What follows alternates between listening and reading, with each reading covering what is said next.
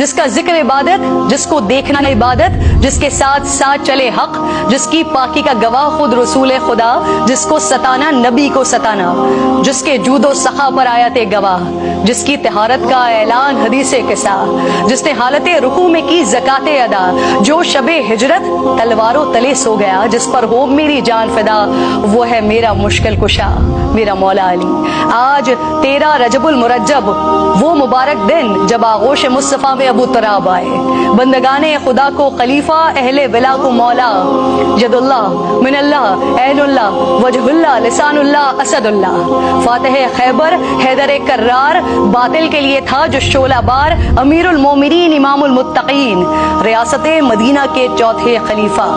حضور نے کہا جسے بہترین بستر مرگ پر بنا جو امین، جس کی شادی کا فیصلہ ہوا عرش برین، 40,000 فرشتے تھے حاضرین، جس کی عداوت ہے قابل نفرین، ذہانت میں بے مثال، بہادری اور شجاعت میں باکمال، چیف جسٹس آف ریاست مدینہ،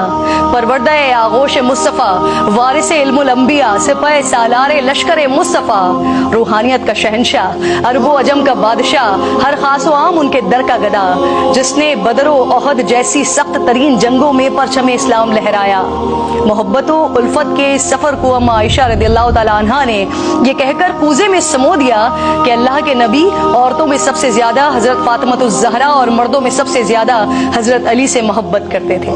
نبی پاک صلی اللہ علیہ وآلہ وسلم نے ریاست مدینہ کے ذریعے جس حقیقی فلاحی ریاست کی بنیاد رکھی تھی، مولا علی شیر خدا نے اپنے عہد و خلافت میں اسی روش کو بطور جاری رکھا۔ بطور امیر آپ نے کبھی دارالامارہ میں قیام نہیں کیا، بلکہ یہاں غربا کو رہائش دی اور خود اپنے کچے مکان میں ہی رہے۔ قومی خزانے سے، حکومتی خزانے سے ایک پائی اپنے اہل خانہ کے لیے یا اپنے لیے کبھی خرچ نہیں کی۔ کئی بار تو نوبت یہ آ گئی کہ کپڑے اور غذا خریدنے کے لیے آپ کو اپنی تلوار اور زرہ تک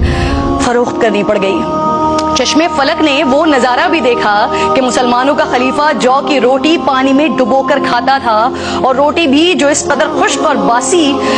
کے ہاتھ سے ٹوٹتی نہیں تھی۔ آپ اسے زانوں سے دو لخت کیا کرتے تھے، اور جب کسی نے حیرت سے پوچھا کہ یا امیر المومنین آپ روٹی کے خشک ٹکڑے کھا رہے ہیں، تو فرمایا رسول خدا صلی اللہ علیہ وآلہ وسلم اس سے بھی زیادہ سوکھی روٹی کھایا کرتے تھے، اور میرے کپڑوں کی بنسبت زیادہ کھردرے کپڑے پہنا کرتے تھے، اور اگر میں نے حضور کے طریقے کو چھوڑ دیا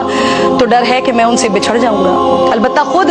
جو کی روٹی کھانے والا اور پھٹے ہوئے جوتے کو سی سی کر پہننے والے حاکم کا رعایا کے لیے دستور یہ تھا کہ مسکینوں کو تلاش کر کے ان کو سوال سے بے نیاز کرتے تھے، غریبوں کو تلاش کر کے ان کی حاجتیں پوری کرتے تھے، اور پھر جب رات گہری ہو جاتی تو دیگر امور سے الگ ہو کر عبادت میں مشغول ہو جاتے تھے۔ آپ کی شہادت کے بعد فقراء اور مساکین کو علم ہوا کہ تاریکی شب میں ان کی مدد کرنے والا، بوریاں اپنی پشت پر لاد کر اناج بانٹنے والا تھا کون۔ حکومتی مجبوریوں یا سیاسی مصلحتوں کی آڑ لے کر نہ ہی بیت المال سے غیر مستحق افراد میں وظیفے بانٹے، نہ ہی اپنے لیے تحائف سمیٹے۔ بیت المال سے خاندان نوازی کی روایت بھی قائم نہیں ہونے دی، حتیٰ کہ اپنے ہی بھائی کے سوال کرنے پر گرم سلاخ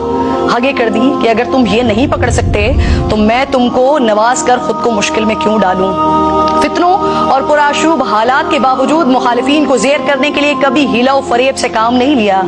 حکومتی اختیارات کو ذاتی انتقام کے لیے استعمال نہیں کیا، بہتان تراشی نہیں کی، کسی کو جرم سے پہلے سزا نہیں دی، کسی پر اس کام کا الزام نہیں لگایا جو اس نے کیا نہیں، اور سیاسی مصلحتوں کے پیش نظر مجرموں کو بھی کبھی معاف نہیں کیا۔ صوبے کی گورنری کے لیے اپنے خاندان اور قبیلے کو ترجیح دینے کے بجائے اہل افراد کی تقرریاں کی، خیانت کاروں کو عہدے سے دور رکھا، اور جنہیں منصب دیے ان کی کڑی نگرانی بھی کی، مواخذے بھی کرتے رہے۔ جس طرح دوسروں کے احتساب میں سخت تھے، ویسے ہی اپنے قانونی اور عدالتی معاملات میں بھی برابری کے قائل تھے۔ حاکم وقت اور امیر المومنین ہونے کے باوجود قاضی القضاء، جس کو موجودہ زبان میں چیف جسٹس کہا جاتا ہے، ان کے سامنے ایک عام فرد کی حیثیت سے جاتے تھے،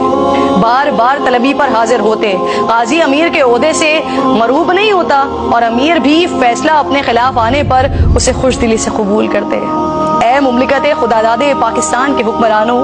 کیا علی المرتضیٰ کی پیروی کرو گے؟ ان کے طرز حکمرانی کو اپناؤ گے؟ ورنہ جن حالات میں 70 سالوں سے ہیں،